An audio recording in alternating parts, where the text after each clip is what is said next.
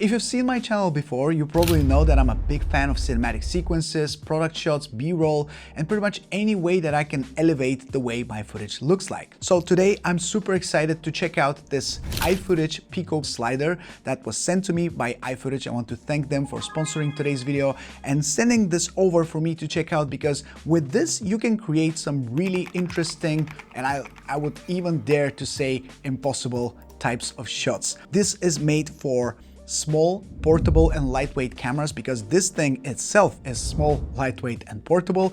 So you can use it with an action camera, with the DJI Osmo Nano, with the Pocket 3, Pocket 4, and most importantly, I'll let you in on a little secret, you can also use it with the unreleased Pocket 4P. Since this is not out yet, I unfortunately cannot show you how that works with the Pocket 4P. You'll have to stay tuned for that when the device officially launches, but until then we will use it with the Pocket 4. Now this is still great because since we have the Pocket 4 here, we can use it to pan, tilt, rotate the camera at the same time as sliding it around. So that creates a lot of dynamic shots that we can recreate and repeat many times, and they will look exactly the same every single time. So let's get started. Let's see what the Pico can do for you, how you can incorporate it into your workflow, and what types of footage you can expect out of it. One of my favorite shots is also one of the simplest. It's what I call the foreground reveal.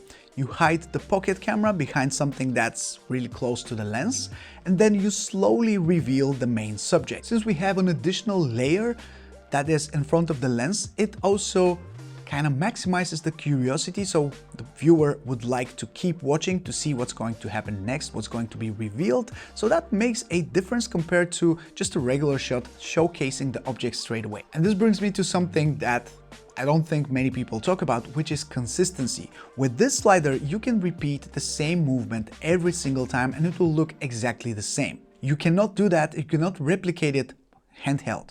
Every single time you hold the camera, it will create a different type of look, different movement that is just impossible to recreate every single time perfectly. So if you're filming products, tech reviews, watches, food, cameras, or anything else that sits still, I think being able to repeat the move perfectly saves you a lot of time. One thing I noticed is how much moving slow makes a difference. In those scenarios where you're using the slider, your intuition at first makes you push the slider to its maximum speed so you can have a very dynamic shot, but as soon as you check out the footage, you realize it just doesn't look very professional. It looks cheap.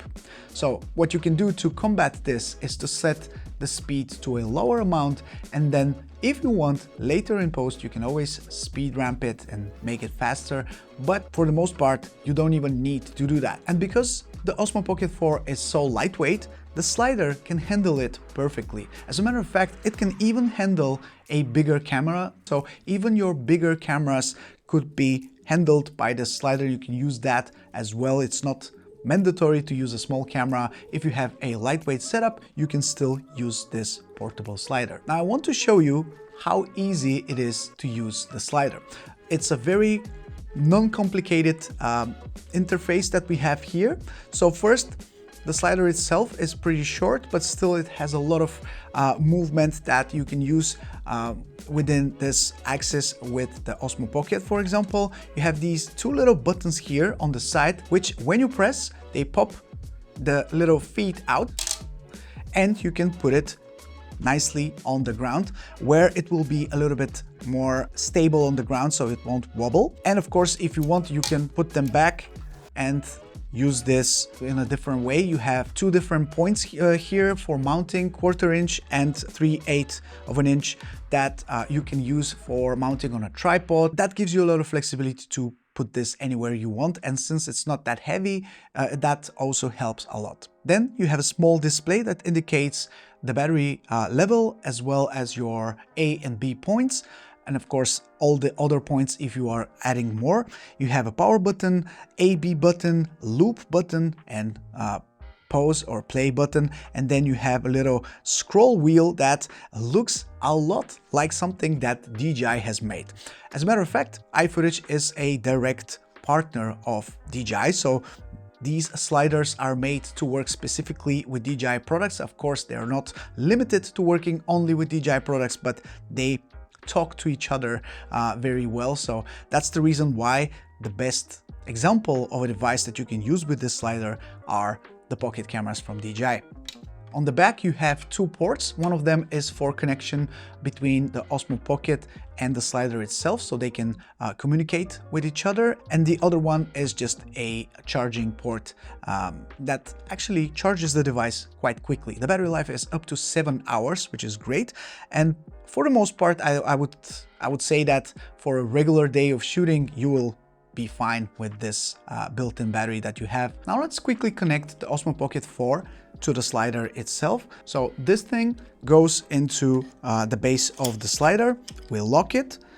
We have the built-in cable which goes from the battery handle to the slider itself, and then we just pop the Osmo Pocket 4 inside. The only thing we need to do is press on webcam when we connect it to the slider, so it can talk to the app itself here, which is called iFootage Moco. We need to open that, select our device, use the DJI Pocket, and then we have this interface right here, which is where we can add our points between A and H. So quite a few different waypoints that we can add. We can slide the slider manually from the app, or pan the camera like so, or if we press on manual marking, we need to confirm, and then we can move the slider ourselves with our hands, and then move the camera as we wish, and then add our points. But I personally prefer not to use manual marking. I prefer to use the app, which is where we can add our points, the movement, and then we also have the pocket movement, which is where we can control the yaw, the tilt, and the movement of the camera itself, which is quite nice because that also is the reason why we have those dynamic, super interesting shots, and we can also control the zoom from here as well. From then, all we need to do is hit standby, and our slider will start moving to the initial point, start recording, and then it will do the movement. And if we have selected to do loop, it will start looping between those points until we stop it. So that creates a lot of possibilities, and you really can only scratch the surface here with what's possible, because there are so many different ways to use this to create interesting looking robotic shots that are otherwise impossible to recreate every single time exactly the same way. So because of that, I'm super happy to have this in my arsenal and have, you know, a little bit of different types of shots that I can capture with these small cameras that are getting ridiculously good nowadays. Personally, I wouldn't recommend this to absolutely everyone out there. But for anyone looking to create product shots, B-roll, interesting types of shots that are otherwise really hard to get, this is the one to get.